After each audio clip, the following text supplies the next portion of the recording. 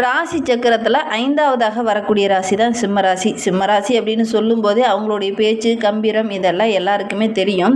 இந்த சிம்ம ராசியில் மகம் பூரம் உத்திர நட்சத்திரங்கள்லாம் இருக்குது. இந்த மகம் நட்சத்திரம் வந்து கேதுவோட நட்சத்திரம், பூரம் நட்சத்திரம் வந்து சுக்கிரனோட நட்சத்திரம், உத்திரம் நட்சத்திரம் வந்து சூரியனோட நட்சத்திரம். இங்கே ராசி அதிபதியாகவும் சூரியன் இருக்கிறார். அதே மாதிரி நட்சத்திரத்துக்கும் அதிபதியாக இந்த சூரிய பகவான் இருக்கிறதுனால இந்த ராசிக்காரங்க பேச்சு பார்த்திங்கன்னா அப்படி கணீர்னு இருக்கும். சத்தமாக தான் பேசுவாங்க. பார்க்குறதுக்கு கொஞ்சம் எலும்புந்தோலுமாக இருந்தாலும் கூட இவங்களுடைய பேச்சு பார்த்திங்கன்னா அப்படி கம்பீரமாக இருக்கும். அந்த மாதிரி தான் பேசுவாங்க இந்த சிம்மராசி என்பர்கள் அப்படின்னே சொல்லலாம். இவங்களுடைய பேச்சு பார்த்திங்கன்னா ஒரு 2 வீடு தள்ளியாவது கேட்கும். அந்த மாதிரி சத்தமாக தான் பேசுவாங்க. சைலண்ட்டாக அப்படி மெதுவாக பேசுறது அப்படிங்கிறது இந்த சிம்மராசி என்பர்கிட்ட இருக்காது அப்படின்னே சொல்லலாம். சரி, இந்த சிம்மராசி அன்பர்களுக்கு சுக்கிரனோட நட்சத்திரமும் இருக்கிறதுனால, பூரம் நட்சத்திரமாக இருக்கிறதுனால இவங்க ஒரு அதிர்ஷ்டசாலிகள் அப்படின்னே சொல்லலாம். திடீர்னு பார்த்தீங்கன்னா உங்களுக்கு அதிர்ஷ்ட வாய்ப்புகள் தேடி வரும் அப்படின்னே சொல்லலாம்.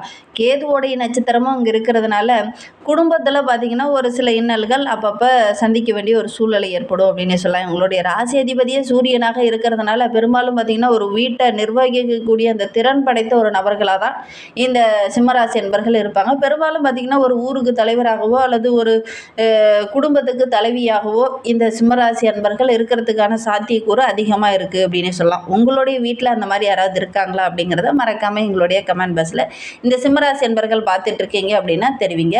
இவங்களுக்கு வருகின்ற நாட்கள் எப்படி இருக்குது, வருகின்ற நாட்களுடைய கிரக அமைப்புகள் எப்படி இருக்குது, என்னென்ன விஷயங்கள்லாம் உங்களுக்கு சாதகமாக இருக்க போது, என்னென்ன விஷயங்கள்லாம் உங்களுக்கு பாதகமாக இருக்க போது, எந்த விஷயத்தில் உங்கள் கவனமாக இருக்கணும் அப்படிங்கிறத தொடர்ந்து பார்க்கலாம். இந்த காலகட்டம் நம்மளுடைய சிம்மராசி என்பர்களுக்கு அஷ்டம சனியாக இருக்கிறதுனால நல்ல பலன் அப்படிங்கிறது கொஞ்சம் கிடைக்கிறதுல சின்ன சின்ன இடையூறுகள் தடைகள் வரும். கொஞ்சம் ஏற்ற இறக்கமான பலன்கள் தான் கிடைக்கும் அப்படின்னு சொல்லலாம். எந்த விஷயத்தில் இவங்க எச்சரிக்கையாக இருந்தாங்க அப்படின்னா அந்த விஷயங்கள் எல்லாம் உங்களுக்கு சாதகமாக அமையும் அப்படிங்கிறதையும் தொடர்ந்து இந்த வீடியோவில் பார்க்கலாம். நீங்கள் இப்போ தான் ஃபஸ்ட் டைமாக நம்ம சேனலை பார்க்குறதா இருந்தால் நம்ம சேனலை சப்ஸ்கிரைப் பண்ணிக்கோங்க. நீங்கள் சிம்மராசி அன்பராக இருந்தால் மறக்காமல் நம்மளுடைய சேனலுக்கு ஒரு லைக் கொடுத்துக்கோங்க. உங்களுடைய உறவுகள் வகையில் யாராவது சிம்மராசி அன்பர்கள் இருக்காங்க அப்படின்னா மறக்காமல் இந்த வீடியோவை அவங்களுக்கும் ஷேர் பண்ணிவிடுங்க. அதோட கூட நாங்கள் கருங்காலி மாலையும் சேல் பண்ணிகிட்ருக்கோம். இது ஒரிஜினல். உங்களுக்கு வேணும் அப்படின்னா டிஸ்கிரிப்ஷனில் நம்பர் கொடுத்துருக்கோம். அந்த நம்பருக்கு காண்டாக்ட் பண்ணுங்கள். இந்த சிம்மராசி என்பர்களுக்கு இந்த காலகட்டம் அப்படிங்கிறது லாபஸ்தானத்தில் குரு வைகாசிக்கு அப்புறம் விரைய குருவாக வந்து அமரும்போது வாழ்க்கையில் ஒரு சில மாற்றங்களை நீங்கள் சந்திக்க போகிறீங்க. அது வாழ்க்கையே சில மாற்றங்களை இந்த காலகட்டத்தில் உண்டு பண்ணும். அது எந்த மாதிரியான மாற்றம், சாதகமான மாற்றமா பாதகமான மாற்றமா அப்படிங்கிறத தொடர்ந்து பார்க்கலாம் வாங்க. பொதுவாகவே சனி அஷ்டமத்தில் அமரும்போது கடுமையான சோதனைகள் வரும் அப்படின்னு சொல்லுவாங்க. ஏன்னா கடுமையான சோதனைக்கு அப்புறம் மனம் சரி இதெல்லாம் பிரச்சனையை எப்படி ஹேண்டில் பண்ணால் நம்மளால் சரி பண்ண முடியும், அந்த மனோபக்குவத்தை சனி பகவான் கொடுப்பார். தொழிலையும் வியாபாரத்துலேயும் குடும்பத்துலேயும் அந்த இன்னல்களை அந்த சிக்கல்களை எப்படி சரி பண்ணலாம், அந்த பொறுமை உங்களுக்குள்ளேயே வர்றதுக்கு தான் சனி பகவான் நிறைய இன்னல்களை கொடுப்பார். மனோதைரியத்தை அதிகப்படுத்துறதுக்காக அது கொடுப்பார். நம்மளுடைய சிம்மராசி என்பர்களுக்கு 6ஆம் இடத்துக்கு அதிபதியாக சனி பகவான் இருக்கிறது. அவரும் 8ல் வந்து அமரும் போது நிறைய நல்ல பலன்கள் உங்களுக்கு கிடைக்கும். அது எந்த மாதிரியான நல்ல பலன்கள் அப்படிங்கிறத தொடர்ந்து பார்க்கலாம். அவரே 7ஆம் இடத்துக்கு அதிபதியாக இருக்கிறதுனால கணவன் மனைவிக்கிடையே சின்ன சின்ன கருத்து வேறுபாடுகள் மன உளைச்சல்கள் கொஞ்சம் வரும். இந்த காலகட்டத்தை பொறுத்த வரைக்கும் இந்த சிம்மராசி என்பர்கள் கொஞ்சம் அனுசரணையாக தான் இருந்தாகணும். பேச்சில் கொஞ்சம் நிதானம் இருக்கட்டும். எல்லா இடத்துலையும் அனல் பறக்கிற மாதிரி பேச்சுகள் இருந்தது அப்படின்னா ஒரு சில இன்னல்கள் இந்த காலகட்டத்தில் வர்றதுக்கான சாத்தியக்கூறு அதிகமாக இருக்குது. அதனால் பேச்சில் நிதானம் இருக்கட்டும், இனிமை இருக்கட்டும். அவசரப்பட்டு தடிமனான வார்த்தைகளை குடும்ப உறவுகிட்ட பேச வேண்டாம். குறிப்பாக கணவன் மனைவியாக இருக்கீங்க அப்படின்னா கொஞ்சம் அனுசரணையாக தான் இருக்கணும். தேவையில்லாத வாக்குவாதங்கள் பெருசாகிறதுக்கான வாய்ப்புகள் இந்த காலகட்டத்தில் அதிகமாக இருக்குது. வெளிநபர்கள் குடும்ப விஷயங்களுக்குள்ளே வருவாங்க. அதனால் ஒரு சில இன்னல்களை சந்திக்க வேண்டிய ஒரு சூழலையும் இந்த காலகட்டத்தில் இந்த சிம்மராசி என்பர்களுக்கு ஏற்படும். அதனால் முடிந்த அளவுக்கு இந்த காலகட்டத்தில் ரொம்ப பொறுமையாகவும் நிதானமாகவும் இருங்க. முதல் கட்டமாக இருக்கக்கூடிய நபர்களாக இருந்தது அப்படின்னா இப்போ தான் என் குழந்தைக்கு 12 வயசு 13 வயசு ஆகுது, இல்லை எனக்கு இப்போ தான் 23 வயசு ஆகுது, இப்போ தான் எனக்கு முதல் கட்டமாக அஷ்டம சனி வருது அப்படின்னா கொஞ்சம் நீங்களாம் கவனமாக தான் இருக்கணும். ஏன்னா சனி 6ஆம் இடத்துல வரும்போது ஒரு சில இன்னல்கள் பிரச்சனைகளை சந்திக்க வேண்டிய ஒரு சூழ்நிலை பெரும்பாலும் இந்த சிம்மராசி என்பர்களுக்கு அமையும். கொஞ்சம் கவனமாக இருக்கணும். உங்களுடைய வேகத்திற்கு ஏற்றார் போல தான் சனி பகவான் இந்த காலகட்டத்தில் உங்களுக்கு பலன்களை தருவார். அதனால் ஒவ்வொரு இடத்துலையுமே நிதானமாகவும் பொறுமையாகவும் இருக்கணும். கடன் பிரச்சனை கொஞ்சம் வர்றதுக்கான சாத்தியக்கூறு இருக்குது.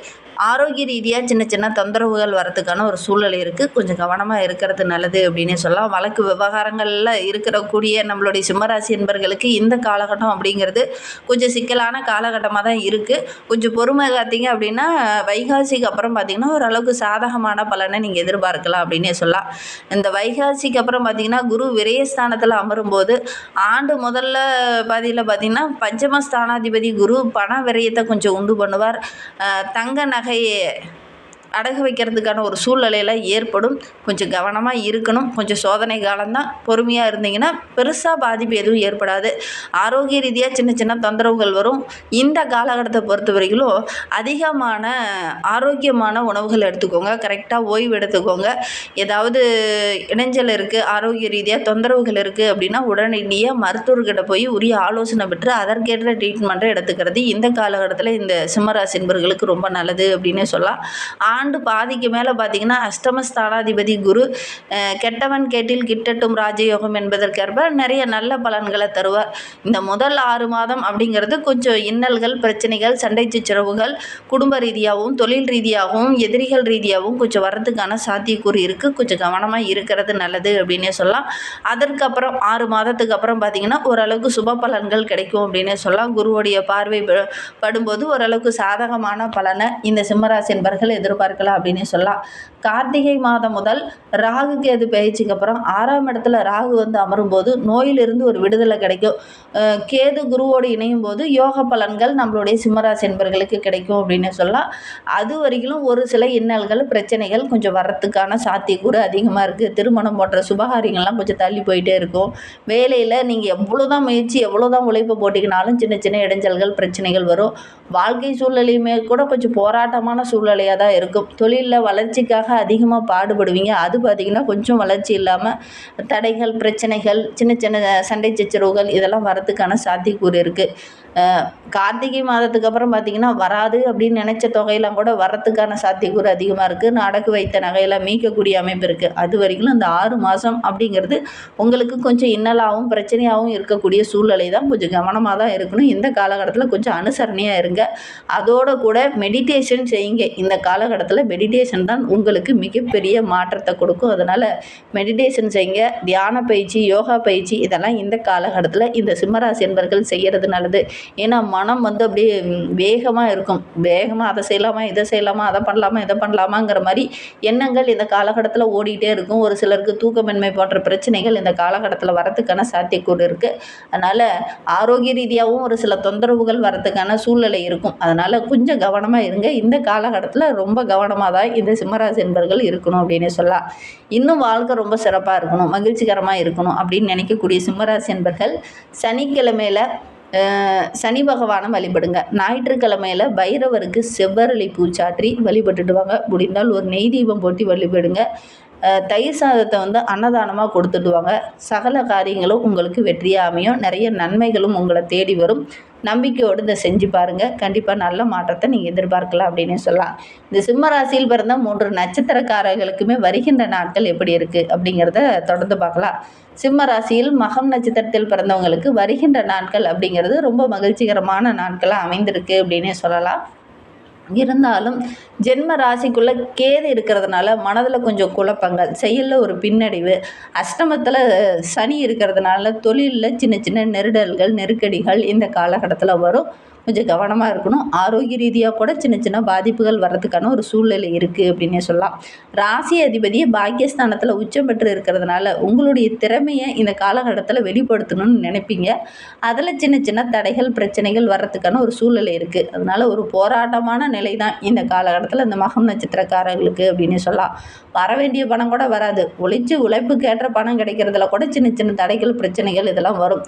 அரசியல்வாதிகளுக்கு இந்த தலைமையிலிருந்து ஒரு சில ஆதரவுகள் கிடைக்கும். ஒரு புதிய நம்பிக்கை பிறக்கும். பாக்கியாதிபதி என்று சொல்லக்கூடிய செவ்வாய் மே 10 வரை அஷ்டமத்தில் சஞ்சரிக்கிறதுனால விவசாயிகள் கொஞ்சம் யோசித்து செயல்படணும். அவசரம் காட்டக்கூடாது. புதுசாக வீடு, நிலம், வண்டி வாகனம் வாங்கினீங்க அப்படின்னா அதில் சட்ட ரீதியாக சின்ன சின்ன சிக்கல்கள் வரதுக்கான ஒரு சூழ்நிலை இருக்குது. இதெல்லாம் கரெக்டாக இருக்கா, டாக்குமெண்ட் கரெக்டாக இருக்கா, ஏதாவது பிரச்சனை இருக்கா அப்படிங்கிறத ஒரு முறைக்கு பல முறை செக் பண்ணி பார்த்துட்டு இந்த மகம் நட்சத்திரக்காரங்க இதெல்லாம் வாங்குறது நல்லது. இல்லை அப்படின்னா தேவையில்லாத சட்ட சிக்கலில் மாட்டிக்கொள்ளக்கூடிய ஒரு சூழ்நிலையில் இருக்குது. கவனமாக இருக்கிறது நல்லது அப்படின்னே சொல்லலாம். பூரம் நட்சத்திரத்தில் பிறந்தவங்களுக்கு வருகின்ற நாட்கள் எப்படி இருக்குது அப்படிங்கிறத பார்க்கலாம். இந்த மாதம் முழுவதுமே பாக்கியஸ்தானத்தில் குறிப்பாக ஏப்ரல் 20 வரை பாக்கியஸ்தானத்தில் ஜீவஸ்தானாதிபதி என்று சொல்லக்கூடிய சுக்கிரன் சஞ்சரிக்கிறதுனால வரவு ஓரளவுக்கு சிறப்பாக இருக்கும். பொருளாதார நிலை ஓரளவுக்கு ஓகேவாக தான் இருக்கும். கடந்த காலத்தை ஒப்பிடும்போது இந்த காலகட்டம் அப்படிங்கிறது கொஞ்சம் நெருக்கடிகள் குறையக்கூடிய காலகட்டமாக தான் அமைந்திருக்கு. குடும்பத்தில் ஒரு நிம்மதியான நிலை இருக்கும். கணவன் மனைவிக்கிடையே ஒரு ஒற்றுமையை எதிர்பார்க்கலாம். ஒரு சிலருக்கு மற்றவங்க உதவியல் இந்த காலகட்டத்தில் கிடைக்கும். அதனால் ஓரளவுக்கு மகிழ்ச்சிகரமான காலகட்டமாக இந்த காலகட்டம் அமைந்திருக்கு அப்படின்னு சொல்லலாம். லாபஸ்தானத்தில் சஞ்சரிக்கக்கூடிய பூர்வ புண்ணியாதிபதி என்று சொல்லக்கூடிய குரு பகவான் எல்லா விஷயத்தையுமே காப்பாற்றுவார். யாம் இருக்க பயமேன் அப்படிங்கிற மாதிரி தான் எல்லா விஷயத்துலையுமே கொஞ்சம் பாதுகாப்பாக இருப்பார் குரு பகவான் அப்படின்னே சொல்லலாம். உங்களுடைய செல்வாக்கு உயரும். பெரிய மனிதர்களுடைய அன்பு ஆதரவு கிடைக்கும். அதே மாதிரி தைரியமாக ஒவ்வொரு விஷயத்துலையும் இறங்குவீங்க. ஓரளவுக்கு சாதகமான பலனை எதிர்பார்க்கலாம் அப்படின்னு சொல்லலாம். பூர்வீக சொத்து சம்பந்தமான பிரச்சனை கொஞ்சம் வரும். கவனமாக இருந்துக்கிறது நல்லது. உத்திரம் 1ஆம் பாதத்தில் பிறந்தவங்களுக்கு வருகின்ற நாட்கள் எப்படி இருக்குது அப்படிங்கிறத பார்க்கலாம். ராசிநாதன் பாகிஸ்தானத்தில் இருக்கிறதுனால எதிர்வரும் வருமானங்கள் இந்த காலகட்டத்தில் ஓரளவுக்கு சிறப்பாக இருக்கும். பெரிய மனிதர்களுடைய அன்பு ஆதரவு கிடைக்கும். அதே மாதிரி அரசு வழியில் ஒரு சில அனுகூலமான பலன் கிடைக்குமா அப்படின்னு பார்த்தீங்கன்னா கண்டிப்பாக இந்த காலகட்டத்தில் ஒரு அனுகூலமான பலன் கிடைக்கும் அப்படின்னே சொல்லலாம். அஷ்டமாதிபதி பூர்வ புண்ணியஸ்தானாதிபதியான குரு பகவான் லாபஸ்தானத்தில் வந்து அமரும்போது பணம் சம்பந்தமான விஷயங்களில் ஓரளவுக்கு சாதகமான பலன் கிடைக்கும் அப்படின்னு சொல்லலாம். பணம் பந்தியிலே குணம் குப்பையிலே என்பதற்கேற்ப தான் இந்த காலகட்டத்தில் நம்மளுடைய உத்திரம் நட்சத்திரக்காரர்களுக்கு இந்த காலகட்டம் அமைந்திருக்கு. கொஞ்சம் கவனமாக செயல்படுறது இந்த காலகட்டத்தில் உங்களுக்கு நல்லது அப்படின்னு சொல்லலாம். எந்த ஒரு விஷயத்துலையும் அவசரம் காட்ட வேண்டாம். பொறுமையாக இருக்கிறது நல்லது. ஆரோக்கிய விஷயத்தில் கொஞ்சம் கவனமாக இருந்துக்கோங்க இந்த காலகட்டத்தில். இன்னுமே வாழ்க்கை ரொம்ப சிறப்பாக இருக்க காலபைரவரை வழிபடுங்க. எடுக்கிற காரியங்கள் உங்களுக்கு வெற்றியாக அமையும் அப்படின்னு சொல்லலாம். நீங்கள் ஆக்ரோஷமான அம்மன் வழிபாடு செய்யுங்க. குறிப்பாக மாசாணி அம்மனை வழிபடுங்க. எடுக்கிற காரியங்கள் உங்களுக்கு வெற்றியாக அமையும். நம்பிக்கையோட இதை செஞ்சு பாருங்கள். இந்த மாதிரி பயனுள்ள தகவலை நீங்கள் தொடர்ந்து கேட்க நம்ம சேனலை சப்ஸ்கிரைப் பண்ணிக்கோங்க. கூடவே இருக்கிற பெல் ஐக்கானையும் கிளிக் பண்ணிக்கோங்க. வீடியோவை முழுமையாக பார்த்ததற்கு நன்றி.